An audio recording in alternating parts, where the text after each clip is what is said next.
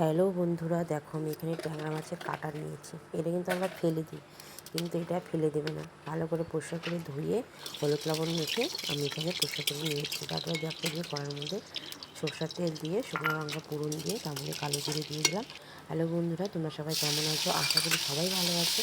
কিন্তু একবারে মাছের কাটা কিন্তু বেটে খেয়ে দেখো, এক থাল ভাত কিন্তু নিমেষেই শেষ হয়ে যাবে। তারপরে দেখো ট্যাংরা মাছের কাঁটাগুলো দিয়ে একদম লাল করে একটু ভেজে নিলাম।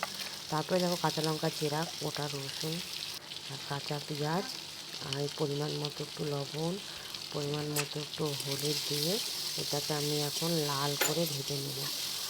অবশ্যই তোমরা কিন্তু এভাবে করে খেয়ে শেয়ার করো, কমেন্ট করো, লাইক করো।